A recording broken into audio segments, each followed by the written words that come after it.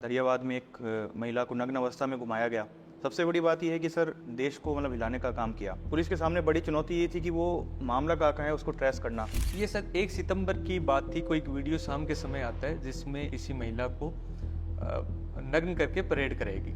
उसकी सेंसिटिविटी अधिक होने की वजह से मैंने मुख्यालय उस सीएमओ में इस बाबत बताया कि इस तरह का मामला है और मुझे नहीं लगता हमारे नीचे की पुलिस तंत्र को पता होगा। सोहन को गोली लगी तो आपने मैं जो प्रायोरिटी है वो सोहन को रखा, ना कि उन बदमाशों को, ताकि उसको बचाया जा सके। मैं जयपुर था उस वक्त की फायरिंग हो गई प्रतापगढ़ में, संभवतः किसी जवान को गोली लगी है।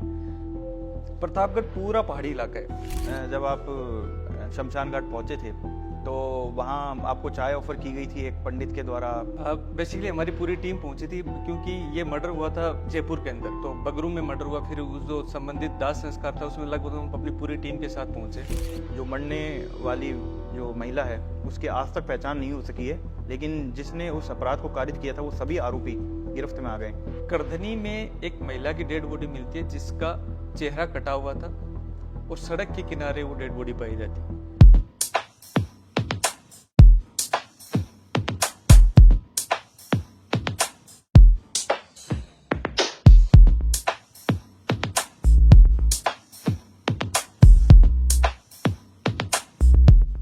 बॉलीवुड और हॉलीवुड की मूवीज में आपने ड्रग तस्करों को बड़ी बड़ी गाड़ियों में घूमते हुए और लग्जरी लाइफ जीते हुए देखा होगा, लेकिन वास्तव में ऐसा कुछ भी नहीं है। ये महज एक दिखावा है जो कि युवाओं की जिंदगी को खत्म करने का काम कर रहा है। लेकिन राजस्थान के एक आईपीएस ऐसे भी हैं जो युवाओं को इस लत से दूर करने की पूरी कोशिश कर रहे हैं और ड्रग तस्करों को न केवल दबोच रहे हैं बल्कि उनका पूरा नेटवर्क और उनके द्वारा कमाई गई जो अवैध संपत्ति है उसको ध्वस्त कर रहे हैं। जी हाँ, यहाँ मैं बात कर रहा हूँ आईपीएस अमित कुमार बुडानिया की, जो कि वर्तमान में डीसीपी वेस्ट जयपुर के पद पर कार्यरत हैं। किस तरह से इन्होंने बड़े बड़े तस्करों को पकड़ा, किस तरह से इन्होंने और भी स्पेशल ऑपरेशंस चलाए, कई मर्डर मिस्ट्री सॉल्व करी, ये आप देखेंगे हमारे इस वीडियो में। और इनसे प्रेरणा लेकर आप अपने जीवन में क्या क्या परिवर्तन करेंगे ये आप हमें कमेंट करके जरूर बताएं।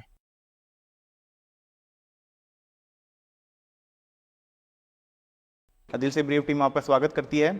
सर आपका जो एक्सपीरियंस है और बेसिकली जो आपका वर्किंग स्टाइल है, जो कोई आपको एक अलग पहचान देता है सर राजस्थान पुलिस में महकमे में, तो सर उसके बारे में मैं जानना चाहूँगा पहले कि आपका सफ़र सर आईपीएस बनने तक का, एक स्टूडेंट से और आईपीएस बनने तक का सफ़र, सर किस तरह से आपको मोटिवेशन मिली कि हाँ मेरे को आईपीएस बनना है, और आपने क्या एक माइंड में सोचा कि मेरे को इस थीम को आगे बढ़ाते हुए काम करना और एक अपनी अलग पहचान बनानी है। मेरी प्रारंभिक स्कूलिंग जो है वो झुंझुनू में ही हुई। उसके बाद में जब 11th-12th में हुआ तब इंजीनियरिंग की तरफ जाने के लिए पहले सीखकर फिर कोटा में पढ़ाई शुरू की। उसके बाद मैं दिल्ली चला गया, फिर किसी कॉलेज से ड्रॉप आउट करके फिर मैंने डिस्टेंस लर्निंग से बीए किया। 2013 में अटेम्प्ट दिया, मेंस लिखा लेकिन इंटरव्यू कॉल हुआ नहीं। फिर बीच में तैयारी दोबारा छूट गई। फिर 17 एग्ज़ाम और 18 जो बैच था उसमें सिलेक्शन हुआ। भरा आईएएस था फर्स्ट प्रायोरिटी, आईपीएस मिल गया, लेकिन सर्विस जैसे ही मिली उसके बाद संतुष्टि हो गई, दोबारा एग्ज़ाम के लिए ट्राई नहीं किया। इस सर्विस की जो खूबसूरती है वो ये है कि जनता का विश्वास इस सर्विस में खाकी में अभी तक बना हुआ है। कोई भी आपदा आती है, कोई भी तनाव, कोई भी संकट आता है तो आज भी लोग पुलिस को याद करते हैं।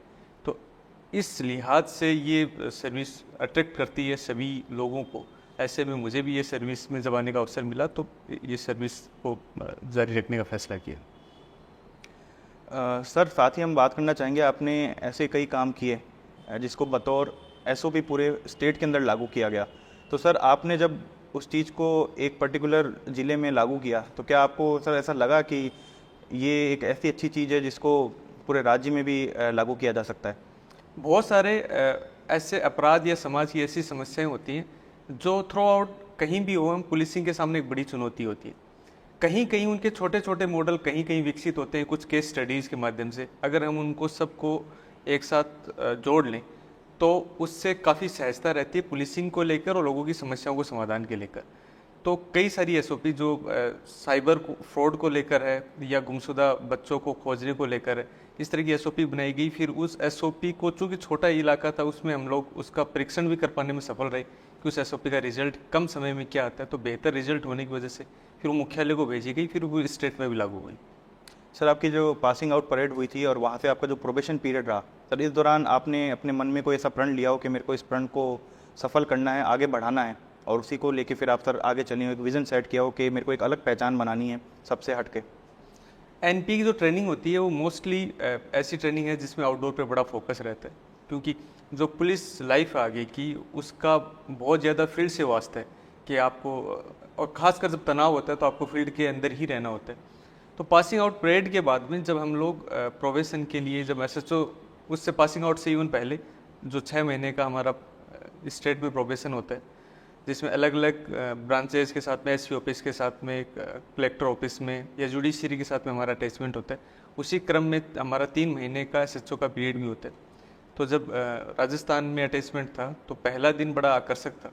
मैंने कोटा में एज ए प्रोबेशनर ज्वाइन किया और कोटा से ही मैंने जो IIT उस वक्त कहते थे, इनकी तैयारी करना शुरू की।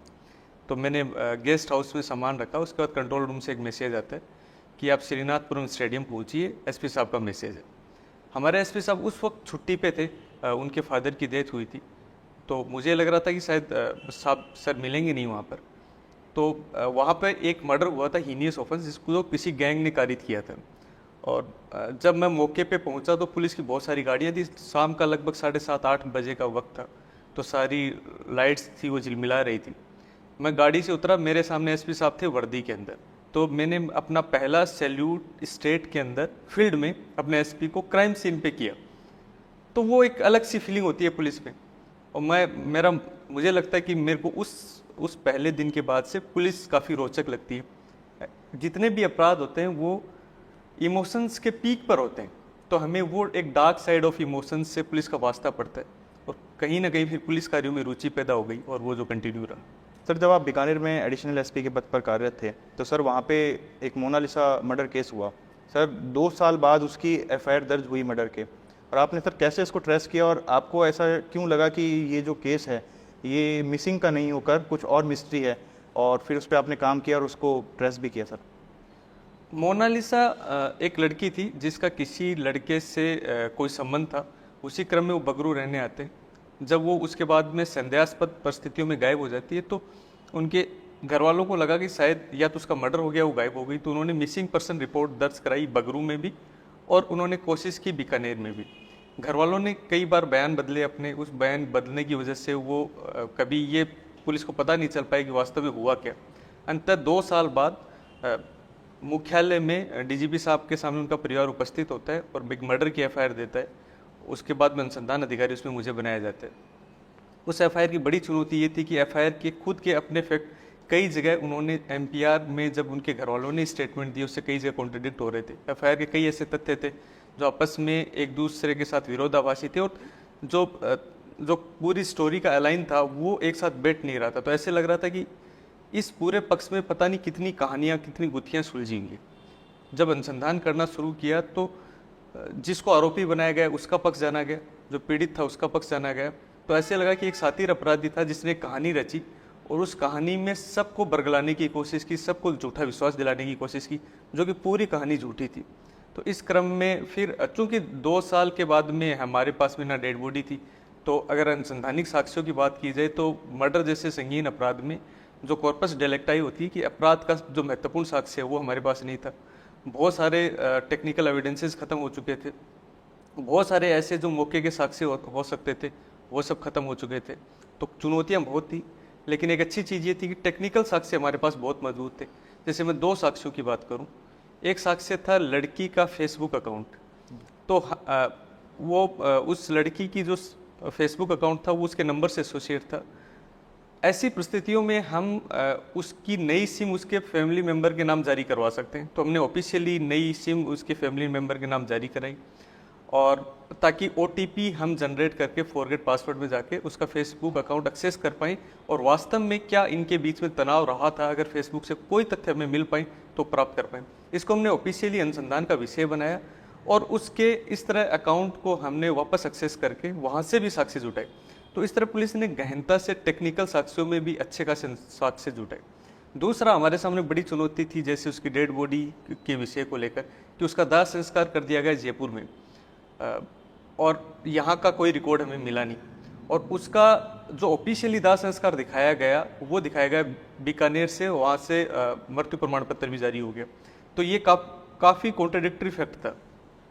तो इस तरह, लेकिन जितने लोग दाह संस्कार स्थल पे आए उन सब की CDR मिलान हुई कि वो इस घटना स्थल पे आए, उनकी उपस्थिति रही, वो हमने CDR से प्रूव किया।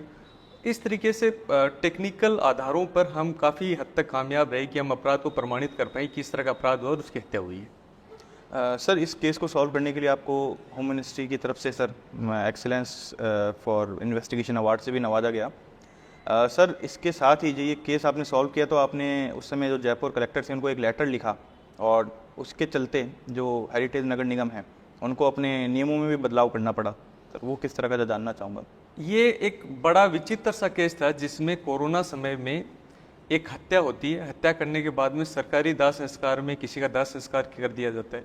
तो सबसे महत्वपूर्ण साक्ष्य, जैसा कि मैंने बताया, कॉर्पस डेलिक्टी की जो डेड बॉडी है, अगर मर्डर के मामले में वो साक्ष्य ही नष्ट हो जाए तो बड़ी चुनौती है पुलिस के सामने। पहले तो हमें ये साबित करना पड़ा कि उसका वास्तव में दाह संस्कार यहाँ हुआ। तो जितने लोग दाह संस्कार में शामिल हुए उनके हमने स्टेटमेंट रिकॉर्ड किए, कुछ के 164 के स्टेटमेंट भी कराए। टेक्निकल आधार पे वो सारे लोग उस दिन वहाँ पे आए, वो CDR एनालिसिस से हमने सिद्ध किया। और जब हम ये सारा अनुसंधान कर रहे थे तो हम ये देख रहे थे कि उस दाह संस्कार स्थल पर कोई ऐसा डॉक्यूमेंटेशन नहीं था जिसमें कोई ऑफिशियली कोई सूचनाओं का इंदराज होता हो। हमने जयपुर निगम हेरिटेज को फिर एक लेटर लिखा कि कुछ चीज़ों को नियमबद्ध किया जाए, जैसे कि जिस व्यक्ति का दाह संस्कार हो रहा है उस व्यक्ति की एटलीस्ट पहचान सुनिश्चित हो कि उसी का दाह संस्कार हो रहा है, उसके कम से कम 5 परिवारजन उस दाह संस्कार में उपस्थित हों, ये वेरीफाई किया जाए, उसी के बाद दाह संस्कार की अनुमति दी जाए। वहाँ लकड़ी बेचने वाले कौन से पंडित हैं वो रजिस्टर होंगे, उनका रिकॉर्ड संधारण किया जाए। तो ऐसे कोई 5 के आसपास बिंदु की हमने निगम हेरिटेज को एक अनुशंसा की थी। बाद में यहाँ के सारे नियमों में बदलाव होकर उन अनुशंसाओं के क्रम में एक आदेश जारी हुआ। सर, जब अवार्ड मिला सर तो कैसी फीलिंग थी सर, क्योंकि एक बहुत टफ केस था जिसको सॉल्व किया। ये बेसिकली हमारी पूरी टीम को रिवॉर्ड था और कहीं ना कहीं ये एक पुलिस टीम में ये भी भरोसा हुआ कि अपराध के बारे में कहा जाता है कि जब कोई घटना, कोई अपराध होता है तो कहीं ना कोई साक्ष्य छूटता है। तो वो अपराधी था, वो बड़ा सातिर था, उसको कहीं ना कहीं लगता था कि लगभग 2 वर्ष का समय पूरा हो चुका है, सारे अनुसंधानिक साक्ष्य खत्म हो चुके हैं। इस अनुसंधान में अपराध को डिटेक्ट कर पाना और उसको गिरफ्तार कर पाने से ये साबित होता है कि हम पुलिस अपराध को ढूंढ पाने में सक्षम है। ये हमारी पूरी टीम के लिए ही एक तरह का रिवॉर्ड था, जिससे पूरी टीम ही उत्साहित हुई। सर, जब ये केस सॉल्व हुआ था मोनालिसा वाला, सर इसका एक किस्सा है सर। जब आप शमशान घाट पहुँचे थे तो वहाँ आपको चाय ऑफर की गई थी एक पंडित के द्वारा, ऐसा कुछ मामला है सर। वो क्या सीन हुआ था सर जिससे आपकी एक उसमें थिंकिंग में कुछ बदलाव हुआ था सर? बेसिकली हमारी पूरी टीम पहुंची थी क्योंकि ये मर्डर हुआ था जयपुर के अंदर, तो बगरू में मर्डर हुआ। फिर उस जो संबंधित दाह संस्कार था उसमें लगभग हम अपनी पूरी टीम के साथ पहुंचे। तो कई सारी चिताएं जल रही थी, बहुत सारे पंडित थे। तो सुबह से कई बार चाय हो चुकी थी, क्योंकि आप जब जयपुर आते हो तो हर जगह आपको चाय ऑफर की जाती है। तो वहाँ पे हम पंडितों से बात कर रहे थे कि लगभग कितनी डेड बॉडी है, उनका दाह संस्कार हो जाता है, आपकी प्रक्रिया क्या रहती है, आपको कोई कैसे चुनाव करता है कि आप ही को पंडित नियुक्त करना है। हम ये जानने की कोशिश कर रहे थे कि जब वो उस पीड़िता का दाह संस्कार किया होगा तो किन किन से कैसे कैसे संपर्क किया होगा। उसी क्रम में फिर जब चाय लेके आते हैं तो मैं मना कर देता हूँ कि सुबह से बहुत हो गई, अब रहने दो। तो एक पंडित बोलते हैं कि साहब पी लो शमशान की चाय और जेल की चाय, ये दोनों मना नहीं करते, नहीं तो वापस बुलाएंगे आपको हम लोग। तो बड़ा डरावना सा था और उसकी सहज मुस्कान डराने वाली थी। तो पी गया, चाय जैसी थी, तो वो ठंडी गर्म की परवाह किए बगैर। अच्छा, उसमें जब उससे लकड़ी बेचने वाला था वहाँ पर, तो उससे पूछा मैंने कि क्या फ़र्क आया कोरोना समय से। एक्चुअली ये जब पूरी घटना हुई ये कोरोना समय में हुई, अब तब से अब में क्या बदलाव आ गया। तो उसका कहना था कि सर अब धंधा बड़ा मंदा हो गया, कोरोना के टाइम पे कई सारी डेड बॉडियों का दाह संस्कार होता था, अब बहुत कम हो रहा है, मेरी बेटी की मुझे शादी करनी है, तो अगर ऐसे ही रहा तो मुझे पीले चावल देकर विदा करना पड़ेगा। ये बड़ी अजीब सी स्थिति है अपनी ह्यूमन, जिस तरीके से हमारा पूरा सिविलाइजेशन संचालित होता है कि बहुत लोगों का व्यापार हमारी त्रासदियों पर है। और बड़ी डार्क साइड है कि किसी व्यक्ति का घर चलता है क्योंकि कोई व्यक्ति डेथ होगा, उसका दाह संस्कार किया जाएगा, उसके घर की खुशियाँ जो है उस दाह संस्कार से चलती है, अंततः सबको मर ही जाना है। ये भी एक वास्तविक सा तथ्य है। तो कई जीवन की गहरी चीज़ें जो हमें शमशान पर वो एक अनुभव होता है कि अंत में सबको यहीं आना और सबका फैसला यहीं होने, तो वो एक अनुभव था जो खट्टा मीठा सा था। तो इस तरह की वहाँ की घटनाएं। और पहला हमारा उस केस का पहला साक्ष्य भी हमने वहीं शमशान से उठाया। एक धारा 201 है आईपीसी की, जो अब तो बीएनएस नया कानून आ गया। धारा 201 कहती है कि अनुसंधान के साक्ष्य खत्म कर देना। तो उस व्यक्ति ने उस पीड़िता की हत्या करके वहाँ दाह संस्कार किया और उसके बाद में उसका दाह संस्कार दिखाया बीकानेर में, और यहाँ के किसी भी रिकॉर्ड में इंदराज नहीं होने दिया उसको। इसको हमने एक महत्वपूर्ण साक्ष्य माना 201 धारा के तहत कि ये सुसंगत साक्ष्य है कि उसने साक्ष्यों को नष्ट किया है और ना साक्ष्यों को नष्ट करके अपने अपराध को खुद से बचाने का प्रयास किया। तो हमारा पहला साक्ष्य भी शमशान से उठा था इस केस में। सर अब मैं जानना चाहूँगा, जब आपका प्रोबेशन पूरा हुआ और प्रतापगढ़ जिले की आपको जिम्मेदारी की गई बतौर एसपी, जब आपने वहाँ पे ज्वाइन किया, तो सर क्या स्ट्रेटेजी आपने सेट की अपराधियों को लेकर, जनता को लेकर? क्योंकि ये देखा जाता है सर, जब पहला जिला मिलता है तो हम जैसे देखते हैं तो काफ़ी जोश खरोश होता है और ये होता है कि मैं ये कर दूंगा, वो कर दूंगा, अपराधियों के साथ ये कर दूंगा, वो कर दूंगा, लेकिन इसके पीछे एक विज़न का होना बहुत ज़रूरी है। तो सर आप क्या विज़न लेके चले सर, जिसकी वजह से जनता का इतना प्रेम आपको मिला कि आज भी वहाँ की जनता आपको याद करती है? सर प्रतापगढ़ जो है वो राजस्थान की और एमपी की सीमा पे बसा हुआ एक ऐसा जिला है जिसकी मंदसौर, रतलाम, नीमच, चित्तौड़गढ़ इन सब से सीमा मिलती है। पूरा ड्रग रूट बनता है जो मारवाड़ तक जाता है। ऐसे में प्रतापगढ़ एक अहम हिस्सा हो जाता है। अगर वहाँ अपराध रहा तो वो कम से कम 2 राज्यों को और राजस्थान के एक बड़े हिस्से के अपराध को प्रभावित करेगा। प्रतापगढ़ में एक बड़ी चुनौती ये थी कि वो ट्राइबल इलाका था। ट्राइबल इलाका होने की वजह से हमारी जो साइबर टीम थी वो बहुत मजबूत नहीं थी। तो सबसे पहला काम था साइबर टीम को मजबूत करना। दूसरा, एमपी के जो कंसर्न डिस्ट्रिक्ट थे, जो बॉर्डर डिस्ट्रिक्ट थे, उनके साथ भी संबंध बेहतर करना, सूचनाओं को आदान प्रदान करना। ऐसे में हमने वहाँ के ड्रग रूट को कंट्रोल करने के लिए जो कुछ हम कर सकते थे वो एक स्ट्रेटेजी बनाई। प्रतापगढ़ की साइबर को किस तरह मजबूत किया जाए उसकी वहाँ एक बड़ी साइबर टीम बनाई गई। तो बेसिकली ऐसे इलाके में जब साइबर फ्रॉड होता है तो वहाँ की अगर तकनीकी टीम सक्षम नहीं है तो ऐसे लगता है कि इस ज़िले में अगर साइबर अपराध होते रहेंगे तो शायद 20 साल बाद न्याय मिलेगा। तो वो हमने वहाँ बहुत मजबूत की। तो लोगों में ये आया कि इतना ट्राइबल डिस्ट्रिक्ट होने के बावजूद और यहाँ की साइबर टीम में तुरंत हमें राहत मिल जाती। तो कहीं ना कहीं वो विश्वास जीतने का जो हमारी पूरी पुलिस टीम का ही रहा, उससे कहीं ना कहीं हमें उस भाव को मजबूती मिली। सर एक चीज़ ये देखी जाती है कि जैसे कई लोग ये सोचते हैं कि जैसा सिस्टम चल रहा है चलने देते हैं, क्यों हम इसमें कुछ नया करें या इसके साथ छेड़छाड़ करें। आपने सर प्रतापगढ़ में जो मादक पदार्थ तस्कर हैं उनके खिलाफ सर ताबड़तोड़ कार्रवाई की, ऑपरेशन ड्रग बस्टर भी चलाया। कई ऐसे माफिया जिन्होंने सपने में भी नहीं सोचा होगा कि उनकी प्रॉपर्टी सीज हो जाएगी। सर किस तरह से आपने ड्रग बस्टर चलाया? और एक किस्सा सर मैं जानना चाहूँगा, जैसा कि चर्चा में आपने बताया था कि आपको उसने इनवाइट किया एक होटल के अंदर डिनर पे, और बाद में फिर उसकी फ़ोटो जो है पुलिस के साथ आई, लेकिन वो फ़ोटो दूसरी तरीके से आई, वो आरोपी बना। तो सर वो क्या मामला था, वो भी जानना चाहूँगा। बेसिकली मार्च अप्रैल में केस होता है जिसमें तस्करों की गाड़ियों का एक काफिला हमारी छोटी सादरी थाना क्षेत्र है उससे गुजर रहा होता है। पुलिस पे वो फायर ओपन करते हैं तो आत्मरक्षा में पुलिस भी फायरिंग करती है, तो उनको गोलियां लगती है, बाद में अस्पताल में भर्ती होते हैं। जिन लोगों ने ये किया उन्होंने पहले भी जोधपुर में पुलिस के ऊपर फायर कर चुके थे, जिसमें हमारा जवान जो है उसके पैर में गोली लगी और अभी तक वो शायद पूरी तरह ठीक नहीं हो पाए। वो एक बड़ा सिखाने वाला सबक था कि कब तक हम लोग इतनी ज़्यादा फायर फाइटिंग करते रहेंगे और इनके जो सरगना है उन पे कार्रवाई नहीं करेंगे। फ़ोन का जब उनका विश्लेषण किया गया तो पता चला कि एक बड़ा जो है तंत्र बनाया हुआ है, इतने सारे लोग हैं जो इनको सपोर्ट करते हैं। वो गाड़ियाँ थी वो चोरी की थी, तो कोई उनको चोरी की गाड़ियाँ देता है, कोई उनकी फंडिंग करता है, कोई उनको रहने के लिए संरक्षण देता है। तो हमने उस वक्त उनके फ़ोन में जितनी भी चीज़ें मिली उनको सबको एक साथ में सूचीबद्ध करना शुरू किया। लगभग हमने 5 केस अलग अलग बाड़मेर में, चित्तौड़गढ़ में और जालौर में केस दर्ज हुए। वहाँ भी बड़ी मात्रा में उनके साथियों से जो है मादक पदार्थ जब्त हुए। उस पूरे केस में और इन 5 केस में अगर मिला के टोटल गिरफ्तारियों की बात करें तो लगभग 74 के लोग आसपास नामजद हुए, जिसमें 50 से ऊपर तो अरेस्ट हो चुके थे जब हम लोग कार्रवाई कर रहे थे।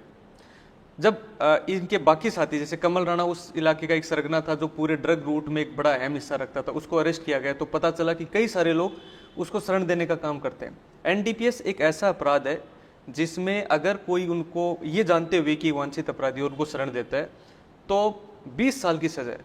और नॉन बेलेबल ऑफेंस है, तो हमने इनको शरण देने वालों पे कार्रवाई करना शुरू किया, इनकी फंडिंग देने वालों पे कार्रवाई शुरू करना है। ऐसे लगभग 30 लोगों पे नामजद मुकदमा किया हमने और उन लोगों को अलग अलग स्टेट से उठा उठा के अरेस्ट किया और बेल पे हमने हर जगह अपनी टीम भेजना शुरू किया था कि इनकी बेल रिजेक्ट हो, ताकि हम इनका प्रॉपर जितना चैनल हो तोड़े। उसी क्रम में ये चोरी की गाड़ियाँ कहाँ से लेते हैं वो रैकेट तोड़ा।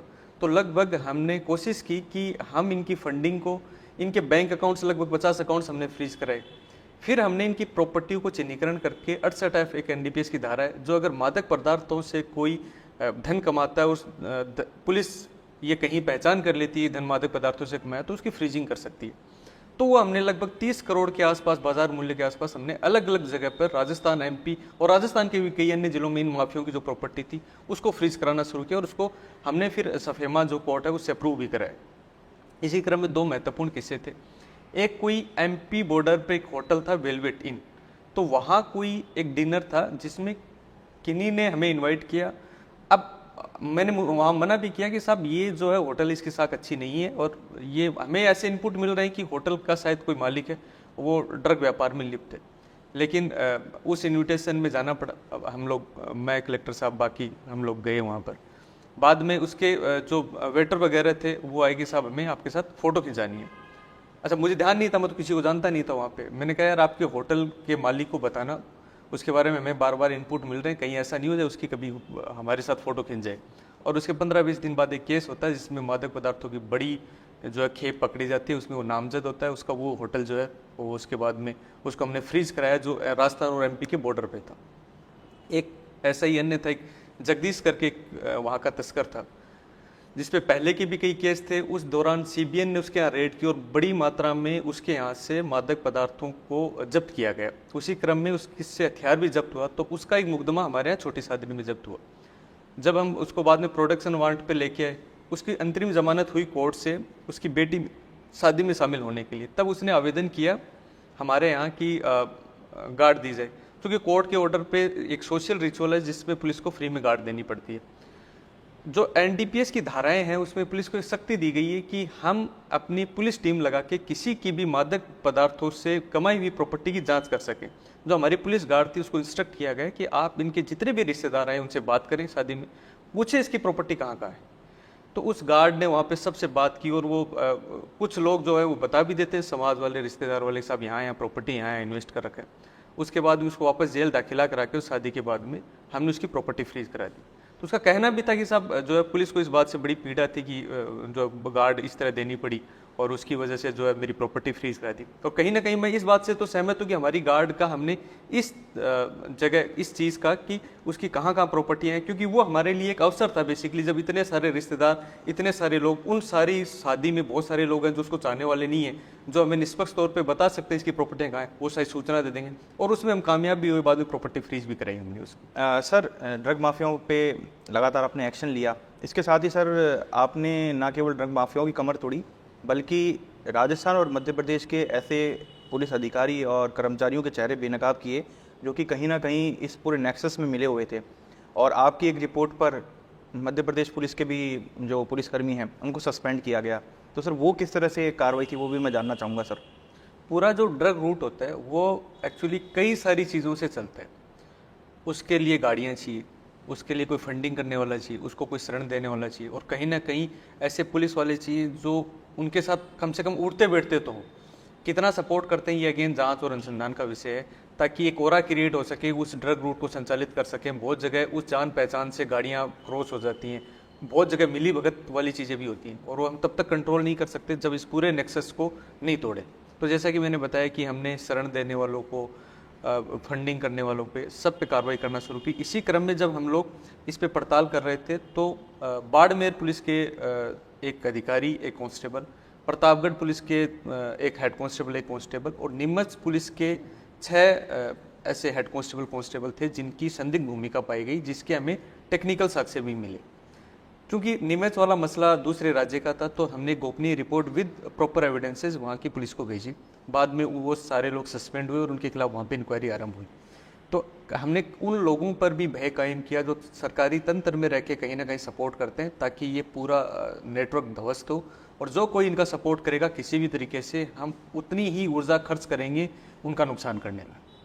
सर कभी ऐसा हुआ सर, क्योंकि लगातार एक्शन वहाँ पे आप ले रहे थे जो ड्रग्स पैडलर हैं या जो पूरे माफिया हैं उनके खिलाफ, तो सर किसी का कहीं कोई पॉलिटिकल प्रेशर कभी रहा हो या कोई थ्रेट्स मिले हों आपको सर? जहाँ तक हम पॉलिटिकल प्रेशर की बात, पुलिस में बात है, तो कई बार हम इसको बड़े ऐसे भ्रम की फॉर्म में लेते हैं कि जितने भी अपराधी हैं वो इसी समाज से आते हैं, और बहुत बार कोई अपराधी अपराध कर रहा है वो अपने परिवार को बता के नहीं करता, तो कई बार उस परिवार को ये लगता है कि हमारे साथ बड़ा अन्याय हो गया, तो वो उसकी जहाँ उसकी कोशिश पड़ती है वहाँ वो उपस्थित होता है, वो वहाँ के स्थानीय नेता के पास भी जाता है, वो हमारे पास भी आता है कि साहब जो है उसको गलत फंसाया जा रहा है। तो जिस तरीके से हमारे पास आता है उसी तरीके से वो हो सकता है स्थानीय पॉलिटिकल जो रिप्रेजेंटेटिव है उनके पास भी जाता हो। अब वो अपनी बात कहते ही हैं और पुलिस की बात सुनते ही हैं। कहीं कभी ऐसा नहीं हुआ कि जब हमने अपना पक्ष रखा तो इस चीज़, क्योंकि पुलिस जब इतनी सारी कार्रवाइयाँ कर रही होती है और उसका एक भय अपराधियों में कायम होता है, तो पुलिस की भी एक सामाजिक पूंजी बनती है। वो सामाजिक पूंजी उस साख को भी बिल्ड करती है।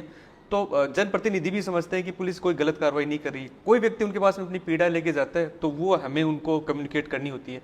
जैसे उनके पास आता है वैसे बहुत सारे लोग हमारे पास भी आते हैं, लेकिन अगेन परिवारजन है, उनको कई बार निर्दोष लग सकता है, कई बार ये लग सकता है शायद उसका उतना दोष नहीं, उसको अपनी बात कहने का हक है, वो हमें सुननी ही चाहिए, लेकिन फैसला हम लोग मेरिट पे करते हैं, उसमें किसी तरह की कोई बाधा उत्पन्न हुई हो कभी ऐसा फील नहीं किया। दूसरा आपने जो थ्रेट वाला बताया, थ्रेट कभी ऐसा नहीं हुआ कि मुझे कोई थ्रेट हुआ हो, लेकिन हाँ जो हमारी ऑपरेशनल यूनिट्स हैं, जो हमारा फील्ड में व्यक्ति खड़ा है उसको थ्रेट है। जैसे मैंने आपको मार्च अप्रैल का किस्सा बताया कि पुलिस पे फायरिंग हुई, जिन्होंने फायरिंग की उससे पहले वो पुलिस पे फायर कर चुके थे, हमारे जवान को गोली लगी। ऐसा ही लगभग अगस्त सितंबर की बात है, जब यहाँ इलेक्शन कमीशन की जयपुर में कोई मीटिंग थी, तो हमारी एक नाकेबंदी चल रही थी देवगढ़ में। उसमें अब जो आदमी इतने सारे लाव लश्कर के साथ में मादक पदार्थों की तस्करी कर रहा है, उसको पता है कि अगर वो इतने सारे कॉन्ट्राबैंड के साथ पकड़ा जाएगा तो 20 साल की सजा है, वो 307 कर देगा तो अगर अटेम्प्ट टू मर्डर कर देगा तो सजा कम है, तो वो पुलिस को देखते ही फायर ओपन करता है और किसी भी हद तक जाने की कोशिश करता है।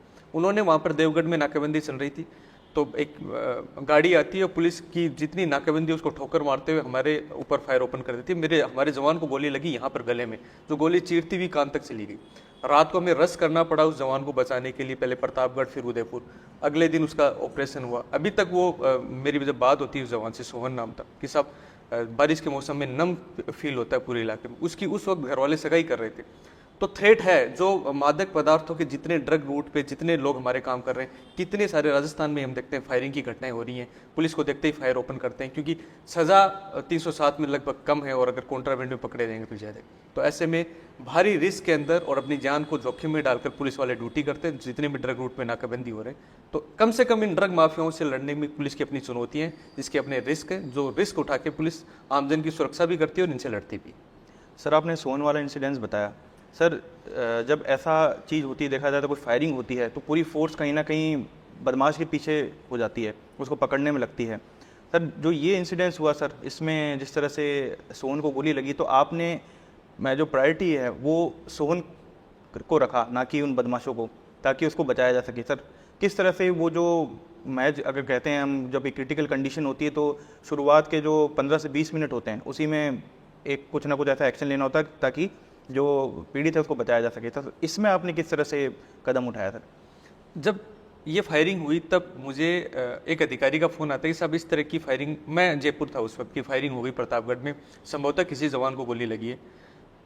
प्रतापगढ़ पूरा पहाड़ी इलाका है जिसमें नेटवर्क इश्यूज रहते हैं। मैंने कंसर्न एसएचओ को देवगढ़ उनको फ़ोन किया तो उनका फ़ोन लग नहीं रहा था, शायद वो नेटवर्क में थे नहीं। फिर मेरी बाकी लोगों से बात हुई, शायद वो लेके रवाना हो गए, शायद पहाड़ियों की वजह से फ़ोन कनेक्ट हो नहीं पा रहा है। तो मैंने फ़ोन किया कलेक्टर साहब को, मैंने फ़ोन किया वहाँ के जो हॉस्पिटल सुपरिटेंडेंट हैं उनको, कि आप डॉक्टर्स की टीम एडवांस तैयार रखें, पूरे जितने भी इमरजेंसी के ट्रॉमा के डॉक्टर्स थे वो आ गए। और एक हमने एम्बुलेंस तैयार कर दी डॉक्टर्स के साथ में कि अगर रेफ़र करना पड़े तो उदयपुर तुरंत रेफ़र हो जाए, और उदयपुर के हॉस्पिटल को भी अलर्ट कर दिया। तो वो शुरुआती जो 10-15 मिनट थे वो हमने पूरे खर्च किए, वो जवान बेहतरी से हॉस्पिटल पहुँच जाए, उसका उपचार तुरंत आरंभ हो जाए, अगर रेफ़र करने की ज़रूरत हो तो उदयपुर तुरंत शिफ्ट हो जाए, उदयपुर में डॉक्टर्स की टीम तैयार मिले। शुरू के 10-15 मिनट बड़े क्रिटिकल होते हैं, हालांकि उस वक्त एक कंट्रोल के माध्यम से एक मैसेज ये कराया गया है कि जहाँ जितनी भी पुलिस है वो सारी नाकेबंदी में आ जाए और एक सरपंचों का हमने ग्रुप बना रखा था, तो उस ग्रुप में हमने एक मैसेज हर एसएचओ से प्रेषित कराया कि गांव गांव नाकेबंदी कराई जाए। लेकिन ये तो मैं मानता हूं कि हमने अपनी प्राथमिक ऊर्जा जो लोग 80 से 90% ऊर्जा उस क्रिटिकल समय में उस जवान के लिए खर्च की। दूसरे दिन इस बात की काफ़ी न्यूज़ भी बनी कि तस्कर जो है इस तरह गोली मार के भागने में कामयाब रहे। लेकिन एज उनका अधिकारी होने के नाते मेरे जवान का हमारा प्राथमिक फर्ज है कि उस जवान की हम रक्षा के लिए क्या कुछ कर सकते हैं जिसने गोली फेस की है, और हमारा प्राथमिक दायित्व है उसे बचाने का। जो तस्कर है जो इस रास्ते पे निकल चुका है वो अपनी जान को जोखिम में लेके ही निकला है। उसको आज नहीं तो कल उसका भविष्य निश्चित है, उसको जेल में जाना है या कि कोई उसके साथ इस तरह की पुलिस के साथ में काउंटर फायरिंग होनी है, उसका यही भविष्य है। मेरा जवान है वो आया है समाज की सुरक्षा के लिए, उसका अपना एक घर है, उसने अपराध अपना जीवन नहीं चुना, तो उसका अगर कुछ हो जाता है तो हमारी सारी एनर्जी हम लगा देते हैं उसकी सुरक्षा में, जो हमारा दायित्व भी है। तस्कर है वो पकड़े ही जाने। तो अभी जोधपुर रेंज की पुलिस ने उस तस्कर को पकड़ लिया, तो बड़ी संतुष्टि भी हुई कि अंततः तो सारे अपराधी पकड़े जाने। तो हमारा ही जो इस केस में भी रहा, प्रथम हमारा कार्य रहा कि हम उस जवान को कैसे बेहतर उपचार दिला पाएँ और बेहतर तरीके से हम उसको बचा पाएँ। सर मेरे को एक किस्सा याद आ रहा है सर, जब ये मादक पदार्थ तस्करों पे लगातार एक्शन लिया जा रहा था तो एमपी और राजस्थान का जो बॉर्डर है वहाँ एक बोर्ड लगाया गया था कि राजस्थान में आपका स्वागत है और क्राइम करोगे तो पकड़े जाओगे, इस तरह का कुछ। सर वो किस तरह के, तो मतलब आपके दिमाग में ये चीज़ें कैसे आती, कैसे मतलब सर क्या ये चीज़ करनी चाहिए और मैसेज भी जाए और जो बदमाश हैं उनमें खौफ भी पैदा हो गया, यार हम यहाँ जाएंगे तो साला मतलब पकड़े तो जाएंगे ही जाएंगे, कुछ भी कर लें।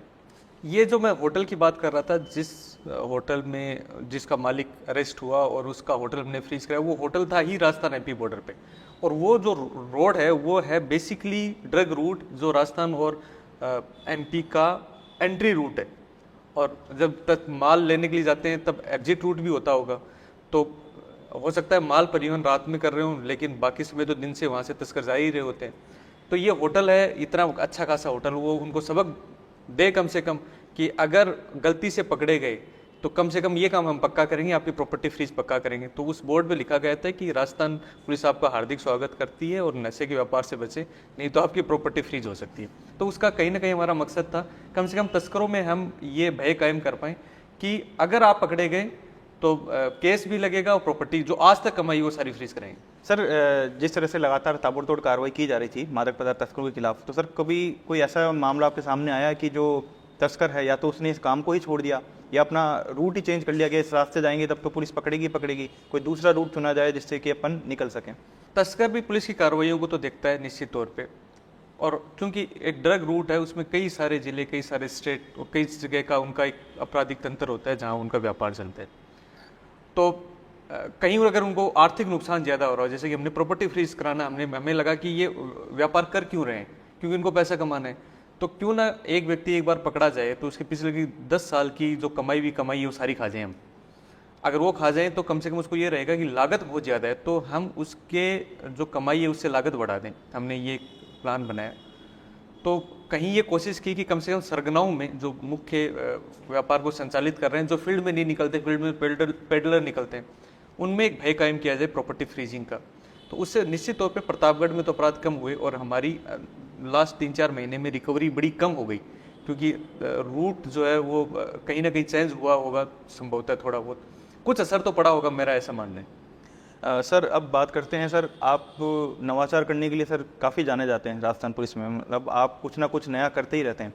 प्रतापगढ़ में सर विधानसभा इलेक्शन के दौरान पुलिस ऐप को आपने एक टैक्सी ऐप की तरह यूज़ में लिया, सर वो किस तरह से सर नवाचार आया? और सर इसको करने से पहले जब आपने कुछ डिस्कस किया होगा तो क्या किसी ने कुछ कहा कि नहीं रहने दो, जैसा चल रहा है वैसे चलने दो, लेकिन फिर भी आपने कहा नहीं ये तो होना चाहिए? इलेक्शन के जो लास्ट 72 आवर्स हैं और उससे भी अधिक हम कर लें लास्ट 48 आवर्स हैं, मतलब इलेक्शन वाला दिन उसके पहले वाले 24 घंटे वो बड़े क्रिटिकल होते हैं। उस वक्त इतनी सारी सूचनाएं आ रही होती है जिसमें बहुत सारी मिथ्या सूचनाएं होती हैं और बहुत सारी सूचनाएं सही सूचनाएं होती हैं। अब टेक्नोलॉजी का ये दौर आ गया कि अगर आपने किसी सूचना पे बहुत कम समय में रिस्पॉन्ड नहीं किया तो कहीं ना कहीं ये आरोप लगाया जाएगा कि पुलिस जो है वो बाइस्ड है।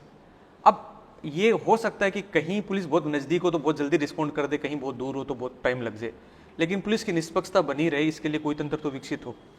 तो और उस वक्त जब लास्ट 48 आवर्स होते हैं तब हमारे पास में इतने सारे संसाधन होते हैं, लाइक सेक्टर पुलिस अधिकारी, sector magistrate, area magistrate, police supervisory अधिकारी, एसएचओ, तहसीलदार, एसडीएम, इतनी सारी गाड़ियां फील्ड में हैं। लेकिन नॉर्मल समय में हमें एक थाने पे दो गाड़ियां या 3 गाड़ियां उनको घुमाने का या उससे उस रूट को डोमिनेट करने का एक्सपीरियंस है।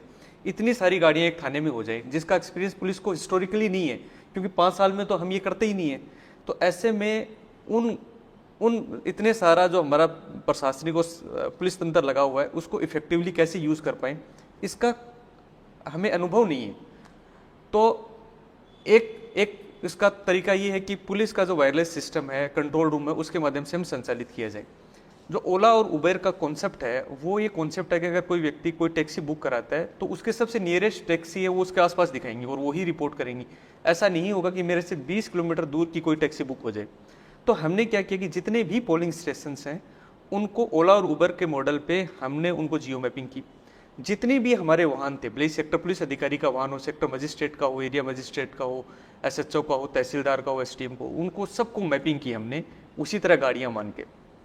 अब अगर किसी पोलिंग स्टेशन पे कोई इश्यू आता है, वहाँ कोई गड़बड़ी होती है, तो हमारा वो जो डैशबोर्ड था वो एग्जैक्टली ये दिखा रहा था कि सबसे नियरेस्ट गाड़ी कौन सी है, कि ये फला गाड़ी 2 मिनट की दूरी पे और 1.5 किलोमीटर की दूरी पे ये गाड़ी है, इसको पहुंचने में 10 मिनट लगेंगे।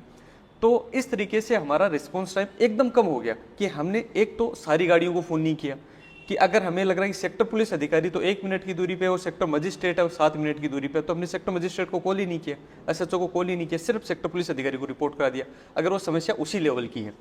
तो एक तो रिपोर्टिंग समय बहुत कम हो गया, पहला फायदा। दूसरा, कई बार इलेक्शन में ये होता है कि भ्रामक सूचनाएं दी जाती हैं ताकि पुलिस की पूरी मशीनरी उधर डाइवर्ट हो जाए, दूसरा इलाका खाली हो जाए और वहाँ हो सकता है कोई झगड़ा हो जाए, कोई न्यूसेंस की संभावना बन जाए। हमारे इस तंत्र से हम लोग डैशबोर्ड में देख पा रहे थे कि कहीं गाड़ियाँ किसी एक जगह पे तो क्लब नहीं हो रही हैं, क्या गाड़ियाँ पूरी इक्वली डिस्ट्रीब्यूट है कि नहीं है। दूसरा, चूंकि अब अगर कहीं जगह की मिथ्या शिकायत भी आती है तो हम एक ही गाड़ी को रिपोर्ट करा रहे हैं, सारी गाड़ियों का मूवमेंट उधर नहीं करा रहे हैं। तो जो फर्जी शिकायतें हैं और उससे उत्पन्न होने वाले जो न्यूसेंस है उसको हम लोग कंट्रोल कर पाए। इसको हमने इलेक्शन ऐप नाम दिया। तो उस वक्त ये प्रतापगढ़ में हमने कोशिश की तो कलेक्टर साहब ने बड़ा सपोर्ट किया कि उनका भी, चूंकि इलेक्शन में जितना पुलिस का तंत्र लगा होता है उतना ही प्रशासन का तंत्र भी लगा होता है, पूरा सपोर्ट हमें मिला। अब ये बीपीआरडी में एक रिसर्च प्रोजेक्ट के रूप में लिया गया है, जो कोशिश की जाएगी, शायद हो सकता है ये कंट्री में लागू हो जाए। सर, इसके साथ ही प्रतापगढ़ में आपने जो गुमशुदा बच्चे हैं उनकी तलाशी के लिए एक विशेष अभियान चलाया। बड़ी संख्या में जो गुमशुदा बच्चे हैं उनको वापस से उनके परिजनों तक पहुंचाने का काम किया और इसको जो है बतौर एसओपी पूरे प्रदेश के अंदर लागू किया गया। और अभी अगस्त महीने में हमने देखा एक स्पेशल ऑपरेशन भी चलाया गया, ऑपरेशन उल्लास। उसमें काफ़ी लोगों को तलाश करके उनके परिजनों को सौंपा गया। सर, किस तरह से आपके माइंड में आया कि हमको ये चीज़ करनी चाहिए और किस तरह से इसका इम्प्लीमेंट किया गया और बतौर एसओपी पूरे प्रदेश में इसको फिर लागू किया गया? मेरा एक दोस्त है अनुज, वो दिल्ली पुलिस में हेड कांस्टेबल है एंटी ह्यूमन ट्रैफिकिंग यूनिट में। हम साथ ही स्कूलिंग हमारी साथ हुई है। लंबे समय से उस यूनिट में होने की वजह से गुमशुदा बच्चों पे ही उसकी यूनिट ने लंबा समय काम किया। तो कई सारी ऐसी केस स्टडीज़ थी जिसमें अलग अलग तरीक़ों से बच्चों को ढूंढा गया और या जो बालिग भी हैं जो घर से गायब हो गए उनको ढूंढा गया। अगर हम उन सबको एक साथ जोड़ लें, उन सारी चीज़ों को, जैसे कोई व्यक्ति अगर गुम हुआ तो उसके फेसबुक से हम ये पता कर लें उसने फेसबुक को एक्टिवेट तो नहीं किया, जीमेल को एक्टिवेट तो नहीं किया, इंस्टाग्राम को एक्टिवेट तो नहीं किया, वो सबसे उसके क्लोज दोस्त कौन से थे, उनसे हो सकता है वो बात करने की कोशिश करें। तो कई सारे बिंदु की एक एसओपी डिज़ाइन की गई, जो मुख्यालय की ऑलरेडी एक एसओपी है, उसमें फिर एक अद्यतन किया गया, उसमें अपडेशन किया गया कि ये बिंदु उसमें जोड़े जाएं। उस वक्त हमने लगभग 6-7 दिनों में, जब हमने वहाँ परीक्षण किया प्रतापगढ़ में, तो लगभग 75 के आसपास हमने इस तरह गुमशुदा लोग ढूंढ निकाले। अब ऑपरेशन उल्लास में जो पहले की एसओपी में ये नई एसओपी के जो अद्यतन बिंदु थे वो जोड़े गए और प्रदेश भर में जो अभियान था उसमें अगेन हमने जयपुर पश्चिम में भी अच्छा किया। लगभग 20% से ऊपर हमने, लगभग 300 के आसपास गुमशुदा लोग और 13 नाबालिग बच्चे बच्चियां जो गुमशुदा थे उनको हमने इस महीने में परिवारजनों से मिलाया। सर, इसके साथ ही अगर बात की जाए साइबर ठगी की, उसको लेकर भी आपने प्रतापगढ़ में जो साइबर टीम को काफ़ी मजबूत किया और आपने जो उस समय काम किया, जो मॉडल अपनाया, उसको काफ़ी सराहा गया और प्रदेश में भी उसको लागू किया गया। सर, उस समय आपको कैसे माइंड में आया कि आने वाला, क्योंकि जो टाइम है, बड़ी चुनौती जो है साइबर क्राइम में हमारे सामने, तो साइबर टीम को मजबूत करना, सबसे बड़ी बात यह है कि ये कहा जाता है कि संसाधनों की कमी है, उस फिर भी आपने किस तरह से उस टीम को मजबूत किया, ये भी मैं जानना चाहूँगा। एक जो साइबर फ्रॉड की एक बड़ी चुनौती हमारे समाज के सामने उपस्थित हुई है, इकोनॉमिक ऑफेंस है, वो हिस्टोरिकली महाभारत काल से होते रहे हैं, हो सकता है आगे भी होते रहे। हम कितना पुलिस विभाग कंट्रोल कर सकता है, ये हमारी एक जिम्मेदारी तय होती है। साइबर फ्रॉड अब एक नई चुनौती है जिसमें कोई व्यक्ति कहीं दूर से बैठा किसी के साथ भी फ्रॉड कर सकता है। अब उसमें मुख्य एक बड़ी प्रॉब्लम ये है कि हम अलर्ट के इतने प्रयास कर रहे हैं, उसमें इतने सारे रिसोर्सेज भी जा रहे हैं, अलग अलग अखबार, टीवी चैनल या सोशल मीडिया हैंडल से इतना प्रचार, इतना समय ज़ाया हो रहा है लोगों को जागरूक करने में, फिर भी हमें कहीं ना कहीं ये लगता है कि फिर भी ठगियाँ हो रही हैं। इसमें एक मुख्य चुनौती जो हमने वहाँ पे एक मॉडल विकसित किया, जो हमें लगा कि शायद ये एक बड़ी चुनौती है, वो ये कि जो लोग अवेयर हैं उनकी अवेयरनेस का हम क्या फ़ायदा उठा रहे हैं। जैसे किसी व्यक्ति के साथ में ठगी का प्रयास हुआ लेकिन उसने ठगी नहीं होने दी। कोई भी साइबर ठग ठगी करता है तो कम से कम उसके एक सक्सेसफुल अटेम्प्ट से पहले 8 या 9 अनसक्सेसफुल अटेम्प्ट होते हैं। कोई इतनी आसानी से ठगाता नहीं है। तो जो अनसक्सेसफुल अटेम्प्ट हुए उसमें प्रिवेंटिव एक्शन कुछ है ही नहीं। बेसिकली अगर देखा जाए, हम सारा पढ़ें तो तब होगा जब आपके साथ ठगी हो गई, तब बैंक अकाउंट भी फ्रीज होगा, हो सकता है FIR हो जाए, हो सकता है वो अरेस्ट हो जाए। लेकिन वो 9 अनसक्सेसफुल अटेम्प्ट रहे या 10 अनसक्सेसफुल अटेम्प्ट रहे, उसमें क्या कुछ किया गया। अगर वहाँ में से उन 9-10 में से 1-2 लोग भी रिपोर्ट कर दें और उस रिपोर्ट पे उनके अकाउंट वैसे ही फ्रीज करा दें।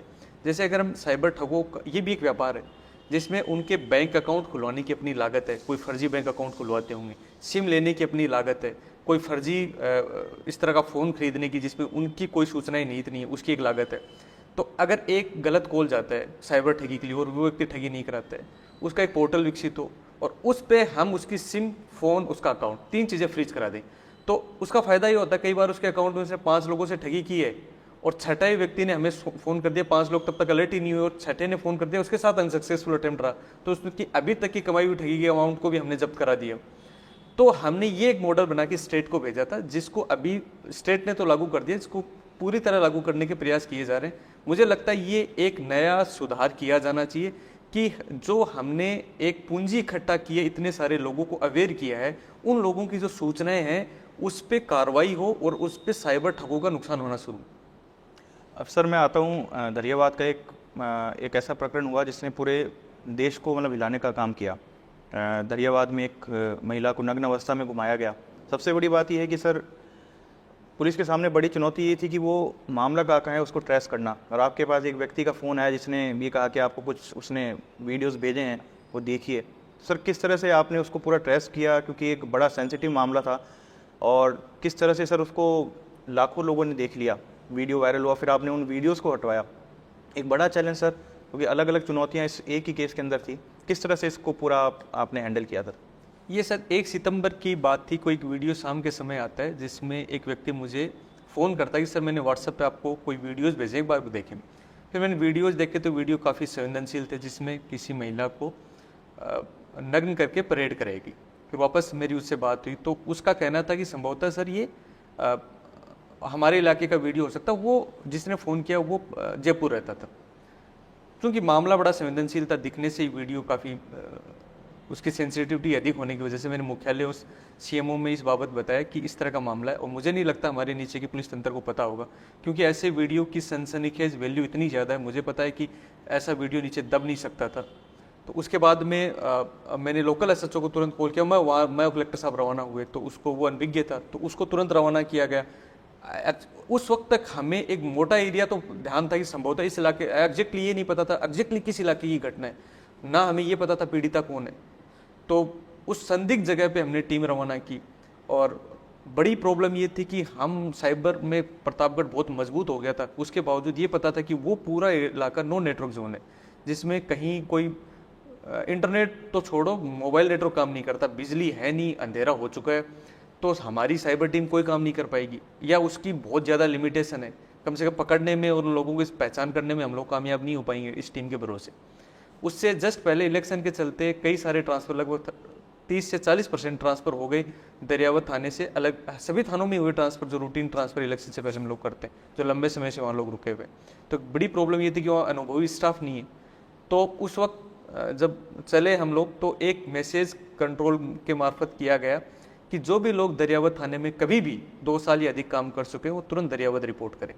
तो ऐसे में करके लगभग 150 कार्मिकों, ऐसे कार्मिक जिनको अनुभव है उस इलाके का, वहाँ के लोगों को जानते हैं, वो सारे लोगों ने रिपोर्ट कर दिया। लगभग 6 SHO, 2 डिप्टी SP को हमने रिपोर्ट कराया।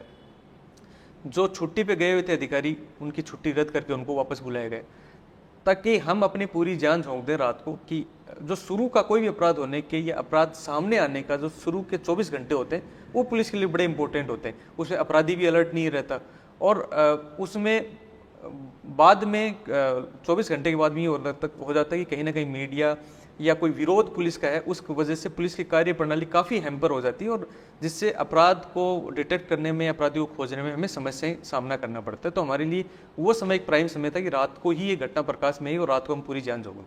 तो ये एक बड़ी समस्या थी कि कोई बिजली पानी नहीं है, नेटवर्क नहीं है, वहाँ आबादी बहुत कम है, 9-9, 10-10 घरों के तो गाँव ही हैं और एक गाँव से दूसरे गाँव के बीच में कोई रास्ते नहीं है। तो ये बड़ी चुनौतियाँ थी। जब उसके बाद हमने रात को उस वीडियो को इंटरनेट पे सर्च करना शुरू किया तो लगभग 2.5 से 3 करोड़ सर्च आ रहे थे उस वीडियो के। तो एक बड़ा सर्च था कि वो वीडियो बुरी तरह वायरल हो चुका है। अब बड़ी प्रॉब्लम ये थी कि हम सुबह तक अपराध तो डिटेक्ट कर लेंगे लेकिन ये वीडियो हर जगह फैल चुका होगा। तो उसी वक्त एक ये डिसीजन लिया गया कि हम एक प्रेस कॉन्फ्रेंस करके लोगों को आगाह करें कि अगर वीडियो को उन्होंने फैलाया, वायरल किया, तो हम लोग जो है उसके खिलाफ कार्रवाई करेंगे ताकि हम उस फैलते हुए वीडियो को रोक पाएँ। फिर हमने कहीं ना कहीं उस प्रेस कॉन्फ्रेंस का असर ये हुआ कि उस प्रेस कॉन्फ्रेंस को अलग अलग टीवी चैनल ने दिखाना शुरू किया। हमने प्रतापगढ़ पुलिस के जो सोशल मीडिया हैंडल्स थे उसमें वो मैसेज किया कि अगर कोई भी इस वीडियो को वायरल करता है तो हम लोग उसके खिलाफ विधिसंगत कार्रवाई करेंगे। उसका असर ये हुआ कि जो 2.5-3 करोड़ के आसपास का सर्च था वो लगभग 2-3 बजे के आसपास 250-300 रह गया। फिर वो इंडिविजुअली हमारे लिए बड़ा ईजी था कि हम अपनी साइबर टीम को लगा के इंडिविजुअली उन सब लोगों को मैसेज किए कि आप वीडियो को हटाएं, नहीं तो हम लोग आपके खिलाफ कार्रवाई करेंगे। तो सुबह तक लगभग वो पूरे डिजिटल स्पेस से वो वीडियो गायब था। सर अब बात की जाए सर इस केस को सॉल्व करने में एक चुनौती तो आपने बताई सर, किस तरह से इस पीड़िता तक पुलिस पहुंची और सबसे बड़ी बात यह है कि उसमें जो आरोपी हैं उसके घर वाले भी थे, तो किस तरह से मतलब उसके बयान लेना और जो एक परिवार का या समाज का प्रेशर रहता है उसको उस पीड़िता पर नहीं आने देना, उस पर किस तरह से काम सर आपकी टीम ने किया? जैसे ये घटना प्रकाश में आई तो पहले तो पीड़िता की पहचान, उसके बाद उस एरिया की पहचान, उन अपराधियों को पकड़ना, तो बड़ी चुनौतियाँ थी। फिर जब पीड़िता की पहचान हुई, पुलिस को FIR प्राप्त हुई, तो पता चला कि ये करते उसके ससुराल पक्ष नहीं किए। तो उन लोगों की बाद में पहचान करके अलग अलग टीमें अलग अलग जोन में हमने गठित की। एक टीम का कार्य ये था कि वो जितनी टीमें हमारी उस नॉन नेटवर्क जोन में उनसे संवाद करके नेटवर्क जोन में आके हमें अपडेट करें। तो सुबह तक हमने लगभग 6 लोग और फिर 8 लोग 11 बजे तक और शाम तक हमने लगभग 11-12 लोग अरेस्ट कर लिए थे। तो एक उसके बाद में सुबह तक चूंकि ये घटना की अगेन इतनी संवेदनशील थी कि सुबह तक लगभग नेशनल मीडिया दरियावद थाने आ चुका था। तो हमारे सबने एक बड़ी प्रॉब्लम ये थी कि पीड़िता की पहचान को गुप्त रखा जाए। तो एक सिविल टीम डिप्लॉय की गई ताकि पता ही नहीं चले पीड़िता कौन है, क्योंकि इतने सारे लेंसेज से उस पीड़िता को बचाना भी हमारी ड्यूटी थी। अगेन एक बड़ी चुनौती ये उत्पन्न हुई कि हर व्यक्ति या हर एक ग्रुप का लीडर उनसे मिलना चाहता है पीड़िता से। ऐसे समय में जब किसी के साथ में इस तरह की हिंसा हो गई होती है तो वो व्यक्ति मानसिक तनाव में भी रहता है। तो वन स्टॉप सखी सेंटर में कलेक्टर साहब के नेतृत्व में उसकी काउंसलिंग शुरू हुई और जब किसी ने उससे मिलने की जिद की तो हमने 2 शर्तें उनके सामने रखी कि वन स्टॉप सखी सेंटर के इंचार्ज और प्लस अगर उसके घर वाले आपको ये परमिट करते हैं कि आप मिल सकते हो पीड़िता से तभी हम मिलने देंगे। तो 1-2 जनप्रतिनिधि के अलावा हमने बाकी उस क्रिटिकल समय में पीड़िता से किसी को, चूंकि दोनों कंडीशन पूरी नहीं कर पाए, हमने मिलने नहीं दिया। उस मानसिक तनाव की स्थिति में हम उसको तनाव मुक्त रख पाए, उसकी वो काउंसलिंग करा पाए। शीघ्र ही पुलिस ने लगभग सारी गिरफ्तारियां कर ली। एक बड़ी समस्या ये थी कि चूंकि दोनों के घर बहुत ज़्यादा दूर नहीं थे तो ऐसे में ये था कि बड़ा तनाव उत्पन्न हो सकता है। इतने सारे लोग अरेस्ट हुए, 17 से अधिक लोग अरेस्ट हुए। तो हमने उनके जो 17 लोग थे उनके बाकी परिवारजन थे सबको पाबंद कराया कि पीड़िता पे किसी तरह का हमला नहीं हो जाए। हमने IO को हर बार जब बेल एप्लीकेशन लगी तो IO हाईकोर्ट तक खुद गया कि मुख्य अपराधियों की बेल नहीं हो जाए। उसके बाद चूंकि एक बड़ी चुनौती ये थी कि दरियावद में गवाहों को प्रभावित करने की कोशिश की जा सकती है, तो केस ट्रांसफर हुआ प्रतापगढ़ और उसको केस ऑफिसर स्कीम में लिया गया, स्पेशल PP इस केस में नियुक्त किया गया। तो 1 साल से भी कम समय में इस केस का फैसला आ गया जिसमें 17 लोगों को अभी सजा भी हो गई। तो इसी दौरान बीच में वो पीड़िता गर्भवती भी थी तो उसको बच्चा भी होता है। तो ऐसे में कई सारी सामाजिक चुनौतियां भी थी कि कहीं ना कहीं उस सामाजिक दबाव में कहीं ना कहीं गवाहों को प्रभावित किया जा सकता है, डराया जा सकता है। तो पुलिस ने अपनी एक अहम भूमिका रखी कि उसको दबाव मुक्त रखा जा सके और सजा दिला के हम लोग एक अच्छा एग्जाम्पल सेट करें कि इस तरह का अपराध हम होने नहीं होगा तो हम लोग उसके खिलाफ कड़ी कार्रवाई करेंगे। सर अब बात करते हैं जयपुर की। जब आप ट्रांसफ़र होकर जयपुर आए बतौर डीसीपी वेस्ट, आपने यहाँ नई जिम्मेदारी ली। करदनी थाना इलाके में एक सर काफ़ी संगीन वारदात जो कि 2 साल बाद आपने खोली, और संभवतः ये पहला मामला होगा प्रदेश का जहाँ पे जो मरने वाली जो महिला है उसकी आज तक पहचान नहीं हो सकी है, लेकिन जिसने उस अपराध को कारित किया था वो सभी आरोपी गिरफ्त में आ गए। तो सर किस तरह से इसको आपने पूरा सुलझाया इस पूरे मामले को? करधनी में एक महिला की डेड बॉडी मिलती है जिसका चेहरा कटा हुआ था और सड़क के किनारे वो डेड बॉडी पाई जाती है। उस रोड पे जब हम लोग ये सूचना मिली, हम सारे लोग पहुँचे तो उस रोड के साइड में कोई टायर के निशान थे और चेहरा पूरा काट दिया गया ताकि पहचान स्थापित हो नहीं सके। बड़ी चुनौती थी। उस रोड पे कोई कैमरा नहीं, लंबी रोड थी। हमारे वेस्ट जिले में या जयपुर कमिश्नरेट में ही हर थाने में 2-2 कांस्टेबल सीसीटीवी देखने के एक्सपर्ट हैं, जिनका काम है उस इलाके में कोई व्हीकल लिफ्टिंग हो गया, कहीं नकबजनी हो गई, कहीं चोरी हो गई, कोई लूट हो गई, तो वो सीसीटीवी देखें। उनकी इस मामले में विशेषज्ञता होने के कारण हमने सभी उन 19 थानों के 2-2 कांस्टेबल को करदनी में रिपोर्ट करा लिया। इसके अलावा एक स्पेशल टीम है जिसमें लगभग 6-7 कांस्टेबल हैं जो सीसीटीवी देखने में एक्सपर्ट हैं। ऐसे में हमारे पास लगभग 45 ऐसे कांस्टेबल या हेड कांस्टेबल थे जो सीसीटीवी देखने के माहिर हैं। उनके साथ में एक कांस्टेबल और जोड़ के हमने 90 लोग जिनके 45 पेयर बनाए, लगभग 45 टीम बनाई। उसको 2 हिस्सों में उस रोड के लेफ्ट और राइट में बांट दिया, एक अधिकारी के नेतृत्व में। अब हमने ये किया कि जितनी गाड़ियाँ उस रोड से मिलने वाली जितनी भी रोड हैं लेफ्ट और राइट में, उन रोड पे जितनी भी गाड़ियाँ चढ़ी या उतरी उनका एक डाटाबेस तैयार करें। तो वो हमने एक डाटाबेस तैयार किया। हमें ये था कि चूँकि वहाँ टायर के मार्क्स थे और उस रात को बारिश हुई थी, तो ये घटना बारिश के बाद की है। तो लगभग 2:30 बजे तक बारिश हुई, तो लगभग हमने 2 बजे के बाद, हालांकि घटना हो सकता है 3 बजे की बात की, 2 बजे से लेके हमने सुबह 5:30 के आसपास कैमरा देखे, क्योंकि उजाले में चूँकि वो चालू रोड है ये संभव नहीं था। उस जितनी भी गाड़ियों का डाटाबेस है उसमें से हमने ट्रक या बड़े वाहन और 2 व्हीलर माइनस कर दिए। अब जो 4 व्हीलर आए उनका डाटाबेस में हमने ये देखा कि किस गाड़ी को एवरेज समय से अधिक समय लगेगा इस स्ट्रेच को पार करने में। तो एक संदिग्ध ओमनी मिली जिसका हमने पीछा करते करते वो अपराध डिटेक्ट हुआ। आप जिस घटना का जिक्र कर रहे हो वो करदनी, ये घटना करदनी की थी, लेकिन जो 2 साल पुराना केस था वो कालवाड़ का था। 2 साल पहले कालवाड़ में इसी तरह की एक डेड बॉडी मिली जिसका चेहरा काटा हुआ था। इसी अवस्था में लगभग सेम एसओपी थी हमें मिला। वो अपराध खुला ही नहीं 2 साल में। जब इन हत्यारों की एसओपी देखी गई तो लगभग सेम एसओपी थी।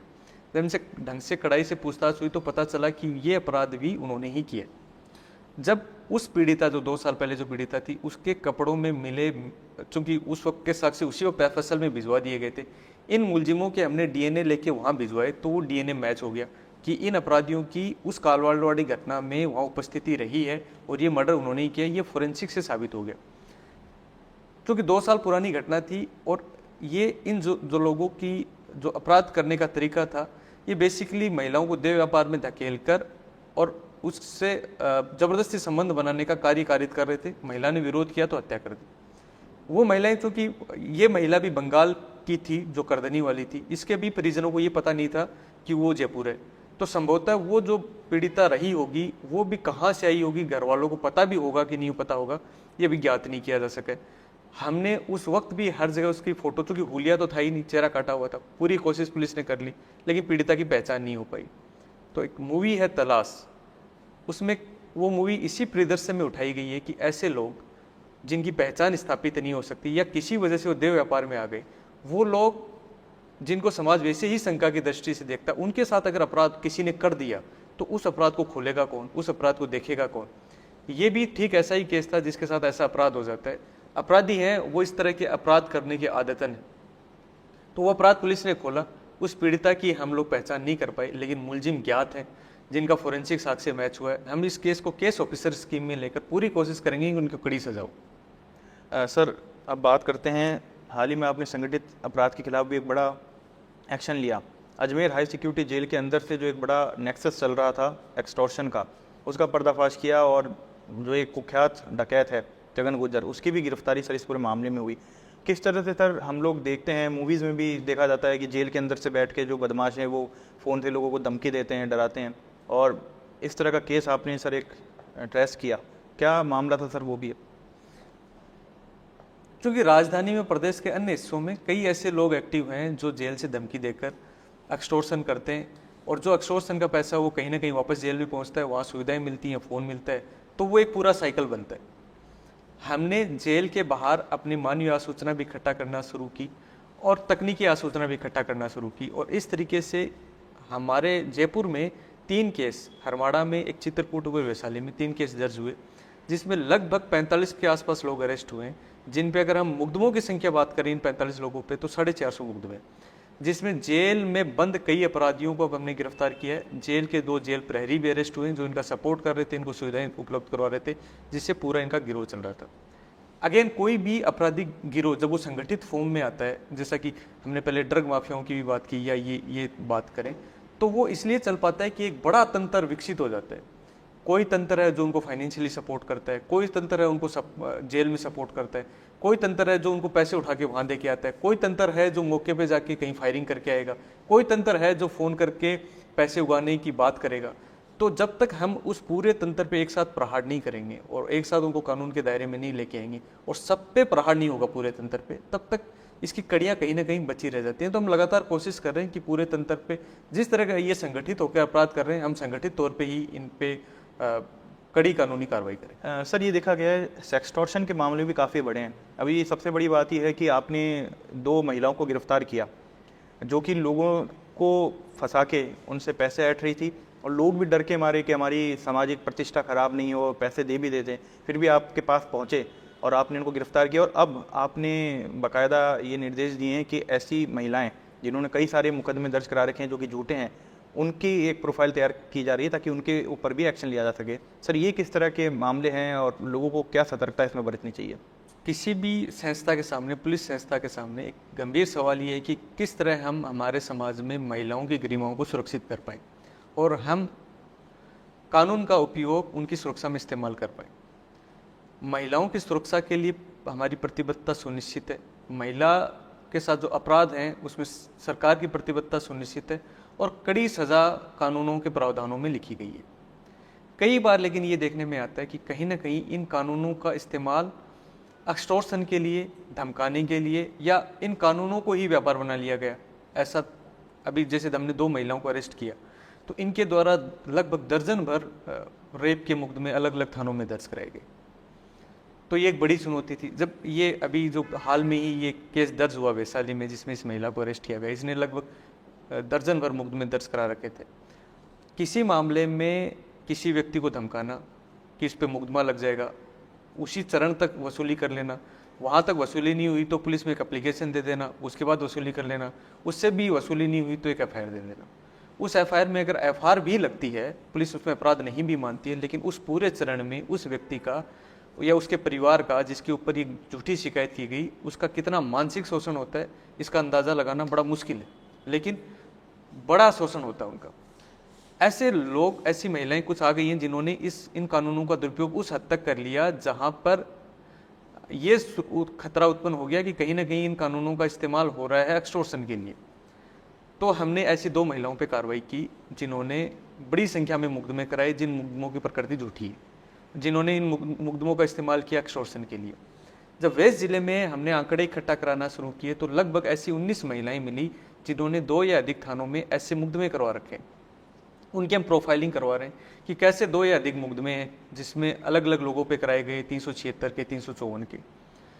तो हमारी प्रतिबद्धता इस बात पे भी सुनिश्चित हो कि कहीं भी कानूनों का दुरुपयोग नहीं हो और कानूनों का भय दिखाकर लोगों से एक्सटॉर्शन नहीं हो। अभी जिस महिला की मैंने बात की, अभी 1-2 दिन पहले मुझे पता चला कि कोई एक व्यक्ति था जो सरकारी नौकरी लगा। अब उस तथ्य को हम तस्दीक करा रहे हैं पूरी तरीके से, वो उसकी नौकरी छूट गई क्योंकि उस पर केस लग गया। वो व्यक्ति आज एक बड़ा सरकारी अधिकारी होता, लेकिन अभी वो खेती कर रहा है। हम कभी उन पीड़ितों से जाके नहीं पूछते जिन पे दर्जनों भर मुकदमे हो गए कि उनके साथ हुआ क्या। भले ही एफआईआर लगी हो, लेकिन उसमें लगने का एक लंबा समय है। उसमें कई लोग प्राइवेट जॉब खो देते हैं, कोई हो सकता है व्यक्ति किसी कॉलेज में एडमिशन ले रहा हो, कोई हो सकता है कोई व्यक्ति बाहर जा रहा हो जिसका पासपोर्ट अटक गया हो, कोई व्यक्ति है जिसके परिवार में तनाव उत्पन्न हो गया हो ऐसा केस उत्पन्न होने से। तो एक बड़ी जो भुगतान है वो उसके परिवार को और उसके साथ जुड़े लोगों को करना पड़ता है।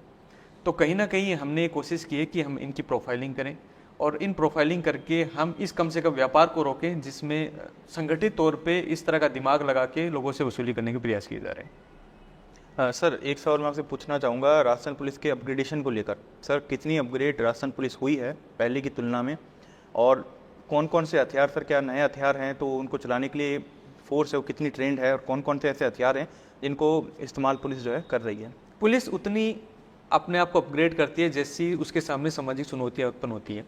हथियारों के मामले में हम पूरी तरह सक्षम है। पिस्टल की बात करें तो ग्लोक, 9mm, MP5, फिर SLR, AK-47 जैसे मजबूत हथियार हमारे पास हैं जो कहीं से कहीं अपराधियों तक नहीं है, और वो पुलिस के पास बहुत इजीली उपलब्ध है।